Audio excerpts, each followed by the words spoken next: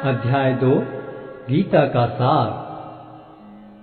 संजय ने कहा, करुणा से व्याप्त शोकयुक्त अश्रुपूरित नेत्रों वाले अर्जुन को देखकर मधुसूदन कृष्ण ने ये शब्द कहे। श्री भगवान ने कहा, हे अर्जुन, तुम्हारे मन में यह कलमश आया कैसे? यह उस मनुष्य के लिए तनिक भी अनुकूल नहीं है जो जीवन के मूल्य को जानता हो। इससे उच्च लोक की नहीं अपितु अपयश की प्राप्ति होती है। हे प्रतापुत्र, इस हीन नपुंसकता को प्राप्त मत हो, यह तुम्हें शोभा नहीं देती।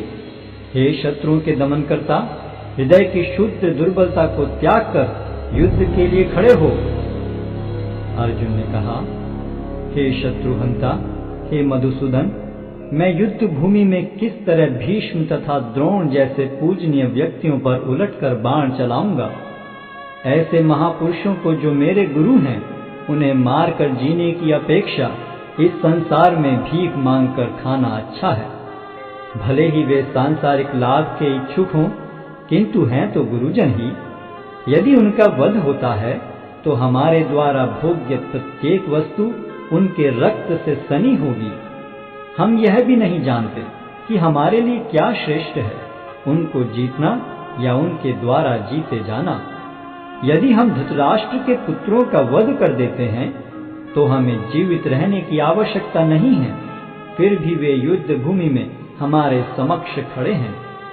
अब मैं अपनी कृपण दुर्बलता के कारण अपना कर्तव्य भूल गया हूँ और सारा धैर्य खो चुका हूँ। ऐसी अवस्था में मैं आपसे पूछ रहा हूँ कि जो मेरे लिए श्रेयस्कर हो उससे निश्चित रूप से बताएं। अब मैं आपका शिष्य हूँ और आपका शरणागत हूँ, कृपया मुझे उपदेश दें। मुझे ऐसा कोई साधन नहीं दिखता जो मेरी इंद्रियों को सुखाने वाले इस शोक को दूर कर सके।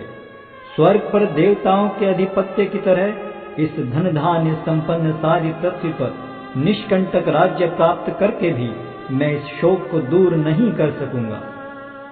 संजय ने कहा, इस प्रकार कहने के बाद शत्रुओं का दमन करने वाला अर्जुन कृष्ण से बोला, हे गोविंद, मैं युद्ध नहीं करूंगा, और चुप हो गया। हे भरतवंशी धृतराष्ट्र, उस समय दोनों सेनाओं के मध्य शोकमग्न अर्जुन से कृष्ण ने मानो हंसते हुए ये शब्द कहे। श्री भगवान ने कहा, तुम पांडित्यपूर्ण वचन करते हुए उनके लिए शोक कर रहे हो जो शोक करने योग्य नहीं हैं।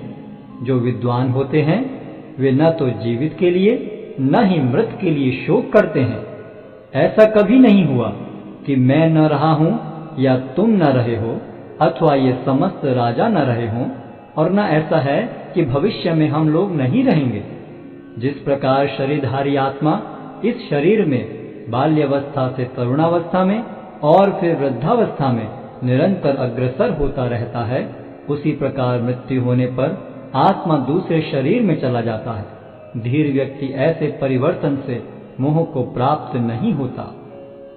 हे कुंती पुत्र, सुख तथा दुख का क्षणिक उदय तथा कालक्रम में उनका अंतर्धान होना सर्दी तथा गर्मी की ऋतुओं के आने जाने के समान है। हे भरतवंशी, वे इंद्रिय बोध से उत्पन्न होते हैं और मनुष्य को चाहिए कि अविचल भाव से उनको सहन करना सीखे। हे पुरुष श्रेष्ठ अर्जुन, जो पुरुष सुख तथा दुख में विचलित नहीं होता और इन दोनों में संभाव रखता है, वह निश्चित रूप से मुक्ति के योग्य है। तत्वदर्शियों ने यह निष्कर्ष निकाला है कि असत का तो कोई चिरस्थायित्व नहीं है, किंतु सत्य अपरिवर्तनीय रहता है। उन्होंने इन दोनों की प्रकृति के अध्ययन द्वारा यह निष्कर्ष निकाला है। जो सारे शरीर में व्याप्त है उसे ही तुम अविनाशी समझो। उस अव्यय आत्मा को नष्ट करने में कोई भी समर्थ नहीं है। अविनाशी, अप्रमेय तथा शाश्वत जीव के भौतिक शरीर का अंत अवश्यम भावी है। अतः हे भरतवंशी, युद्ध करो। जो इस जीवात्मा को मारने वाला समझता है तथा जो इसे मरा हुआ समझता है, वे दोनों ही अज्ञानी हैं, क्योंकि आत्मा न तो मरता है और न मारा जाता है। आत्मा के लिए किसी भी काल में न तो जन्म है न मृत्यु। वह न तो कभी जन्मा है, न जन्म लेता है और न जन्म लेगा। वह अजन्मा, नित्य, शाश्वत तथा पुरातन है। शरीर के मारे जाने पर वह मारा नहीं जाता। हे पार्थ, जो व्यक्ति यह जानता है कि आत्मा अविनाशी, अजन्मा, शाश्वत तथा अव्यय है, वह भला किसी को कैसे मार सकता है या मरवा सकता है? जिस प्रकार मनुष्य पुराने वस्त्रों का त्याग कर नए वस्त्र धारण करता है, उसी प्रकार आत्मा पुराने तथा व्यर्थ के शरीरों को त्याग कर नवीन भौतिक शरीर धारण करता है। यह आत्मा न तो कभी किसी शस्त्र द्वारा खंड खंड किया जा सकता है, न अग्नि द्वारा जलाया जा सकता है, न जल द्वारा भिगोया या वायु द्वारा सुखाया जा सकता है। यह आत्मा अखंडित तथा अघुलनशील है। इसे न तो जलाया जा सकता है, न ही सुखाया जा सकता है। यह शाश्वत, सर्वव्यापी, अविकारी, स्थिर तथा सदैव एक सा रहने वाला है। यह आत्मा अव्यक्त, अकल्पनीय तथा अपरिवर्तनीय कहा जाता है। यह जानकर तुम्हें शरीर के लिए शोक नहीं करना चाहिए। किंतु यदि तुम यह सोचते हो कि आत्मा अथवा जीवन का लक्षण सदा जन्म लेता है तथा सदा मरता है, तो भी हे महाबाहु, तुम्हारे शोक करने का कोई कारण नहीं है। जिसने जन्म लिया है उसकी मृत्यु निश्चित है और मृत्यु के पश्चात पुनर्जन्म भी निश्चित है। अतः अपने अपरिहार्य कर्तव्य पालन में तुम्हें शोक नहीं करना चाहिए।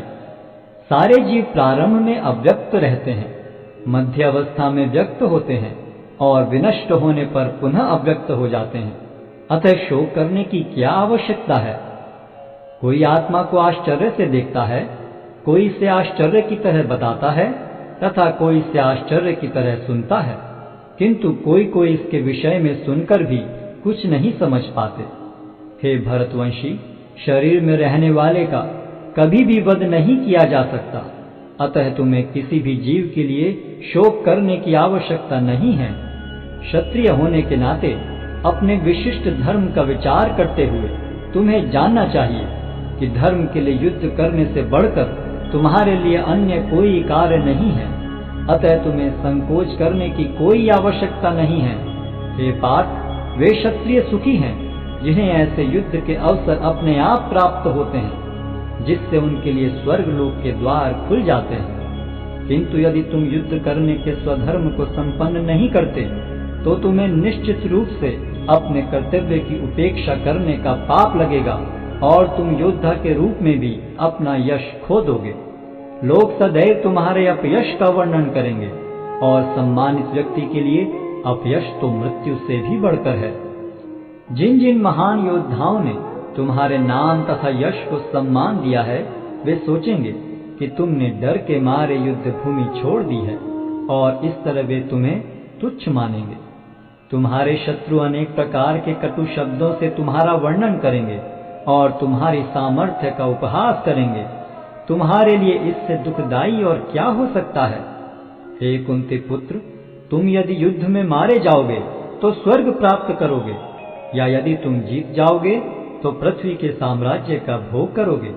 अतः दृढ़ संकल्प करके खड़े हो और युद्ध करो। तुम सुख या दुख, हानि या लाभ, विजय या पराजय का विचार किए बिना युद्ध के लिए युद्ध करो। ऐसा करने पर तुम्हें कोई पाप नहीं लगेगा। यहाँ मैंने वैश्लेषिक अध्ययन द्वारा इस ज्ञान का वर्णन किया है। अब निष्काम भाव से कर्म करना बता रहा हूँ, उसे सुनो। हे प्रतापपुत्र, तुम यदि ऐसे ज्ञान से कर्म करोगे तो तुम कर्मों के बंधन से अपने को मुक्त कर सकते हो। इस प्रयास में न तो हानि होती है न ही ह्रास, अपितु इस पथ पर की गई अल्प प्रगति भी महान भय से रक्षा कर सकती है। जो इस मार्ग पर चलते हैं वे प्रयोजन में दृढ़ रहते हैं और उनका लक्ष्य भी एक होता है। हे कुरुनंदन, जो दृढ़ प्रतिज्ञ नहीं है उनकी बुद्धि अनेक शाखाओं में विभक्त रहती है।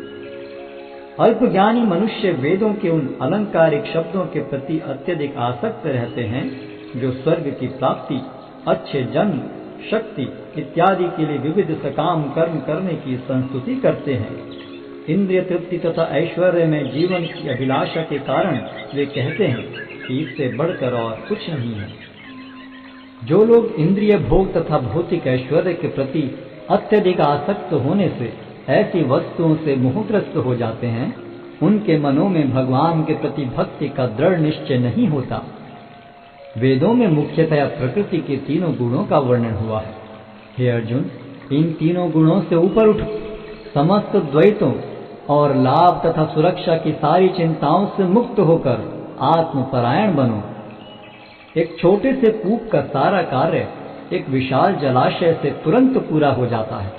इसी प्रकार वेदों के आंतरिक तात्पर्य जानने वाले को उनके सारे प्रयोजन सिद्ध हो जाते हैं। तुम्हें अपना कर्म करने का अधिकार है, किंतु कर्म के फलों के तुम अधिकारी नहीं हो। तुम न तो कभी अपने आप को अपने कर्मों के फलों का कारण मानो, न ही कर्म न करने में कभी आसक्त हो। हे अर्जुन, जय अथवा पराजय की समस्त आसक्ति त्याग कर समभाव से अपना कर्म करो। ऐसी समता योग कहलाती है। हे धनंजय, भक्ति के द्वारा समस्त गर्हित कर्मों से दूर रहो और उसी भाव से भगवान की शरण ग्रहण करो। जो व्यक्ति अपने सकाम कर्म फलों को भोगना चाहते हैं, वे कृपण हैं।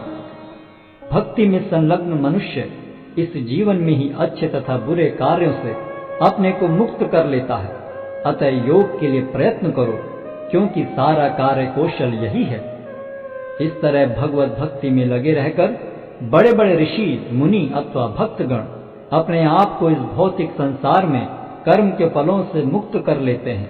इस प्रकार वे जन्म मृत्यु के चक्र से छूट जाते हैं और भगवान के पास जाकर उस अवस्था को प्राप्त करते हैं जो समस्त दुखों से परे है। जब तुम्हारी बुद्धि मोह रूपी सघन वन को पार कर जाएगी, तो तुम सुने हुए तथा सुनने योग्य सबके प्रति अन्य मनस्क हो जाओगे। जब तुम्हारा मन वेदों की अलंकारमयी भाषा से विचलित न हो और वह आत्म साक्षात्कार की समाधि में स्थिर हो जाए, तब तुम्हें दिव्य चेतना प्राप्त हो जाएगी। अर्जुन ने कहा, हे कृष्ण, अध्यात्म में लीन चेतना वाले व्यक्ति के क्या लक्षण हैं? वह कैसे बोलता है तथा उसकी भाषा क्या है? वह किस तरह बैठता और चलता है? श्री भगवान ने कहा, हे पार्थ, जब मनुष्य मनोधर्म से उत्पन्न होने वाली इंद्रिय तृप्ति की समस्त कामनाओं का परित्याग कर देता है और जब इस तरह से विशुद्ध हुआ उसका मन आत्मा में संतोष प्राप्त करता है, तो वह विशुद्ध दिव्य चेतना को प्राप्त स्थित प्रज्ञ कहा जाता है, जो त्रय तापों के होने पर भी मन में विचलित नहीं होता अथवा सुख में प्रसन्न नहीं होता और जो आसक्ति, भय तथा क्रोध से मुक्त है, वह स्थिर मन वाला मुनि कहलाता है। इस भौतिक जगत में जो व्यक्ति न तो शुभ की प्राप्ति से हर्षित होता है और न अशुभ के प्राप्त होने पर उससे घृणा करता है, वह पूर्ण ज्ञान में स्थिर होता है। जिस प्रकार कछुआ अपने अंगों को संकुचित करके खोल के भीतर कर लेता है, उसी तरह जो मनुष्य अपनी इंद्रियों को इंद्रिय विषयों से खींच लेता है, वह पूर्ण चेतना में दृढ़ता पूर्वक स्थिर होता है। देहधारी जीव इंद्रिय भोग से भले ही निवृत्त हो जाए, पर उसमें इंद्रिय भोगों की इच्छा बनी रहती है। लेकिन उत्तम रस के अनुभव होने से ऐसे कार्यों को बंद करने पर वह भक्ति में स्थिर हो जाता है। हे अर्जुन, इंद्रियां इतनी प्रबल तथा वेगवान हैं कि वे उस विवेकी पुरुष के मन को भी बलपूर्वक हर लेती हैं, जो उन्हें वश में करने का प्रयत्न करता है। जो इंद्रियों को पूर्णतया वश में रखते हुए इंद्रिय संयम करता है और अपनी चेतना को मुझ में स्थिर कर देता है, वह मनुष्य स्थिर बुद्धि कहलाता है। इंद्रिय विषयों का चिंतन करते हुए मनुष्य की उनमें आसक्ति उत्पन्न हो जाती है और ऐसी आसक्ति से काम उत्पन्न होता है और फिर काम से क्रोध प्रकट होता है। क्रोध से पूर्ण मोह उत्पन्न होता है और मोह से स्मरण शक्ति का विभ्रम हो जाता है। जब स्मरण शक्ति भ्रमित हो जाती है तो बुद्धि नष्ट हो जाती है और बुद्धि नष्ट होने पर मनुष्य भवकूप में पुनः गिर जाता है। किंतु समस्त राग तथा द्वेष से मुक्त एवं अपनी इंद्रियों को संयम द्वारा वश में करने में समर्थ व्यक्ति भगवान की पूर्ण कृपा प्राप्त कर सकता है। इस प्रकार से कृष्ण भावनामृत में तुष्ट व्यक्ति के लिए संसार के तीनों ताप नष्ट हो जाते हैं और ऐसी तुष्ट चेतना होने पर उसकी बुद्धि शीघ्र ही स्थिर हो जाती है। जो कृष्ण भावनामृत में परमेश्वर से संबंधित नहीं है, उनकी न तो बुद्धि दिव्य होती है और न ही मन स्थिर होता है, जिसके बिना शांति की कोई संभावना नहीं है।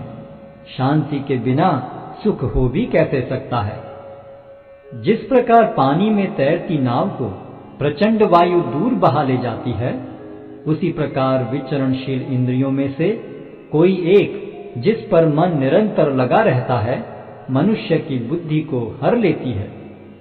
अतः हे महाबाहु, जिस पुरुष की इंद्रियां अपने अपने विषयों से सब प्रकार से विरत होकर उसके वश में है, उसी की बुद्धि निस्संदेह स्थिर है।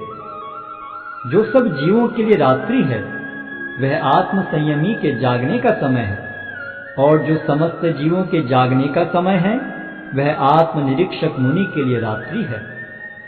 जो पुरुष समुद्र में निरंतर प्रवेश करती रहने वाली नदियों के समान इच्छाओं के निरंतर प्रवाह से विचलित नहीं होता और जो सदैव स्थिर रहता है, वही शांति प्राप्त कर सकता है, वह नहीं जो ऐसी इच्छाओं को तुष्ट करने की चेष्टा करता हो। जिस व्यक्ति ने इंद्रिय तृप्ति की समस्त इच्छाओं का परित्याग कर दिया है, जो इच्छाओं से रहित रहता है और जिसने सारी ममता त्याग दी है तथा अहंकार से रहित है, वही वास्तविक शांति को प्राप्त कर सकता है। यह आध्यात्मिक तथा ईश्वरीय जीवन का पथ है, जिसे प्राप्त करके मनुष्य मोहित नहीं होता। यदि कोई जीवन के अंतिम समय में भी इस तरह स्थित हो, तो वह भगवत धाम में प्रवेश कर सकता है।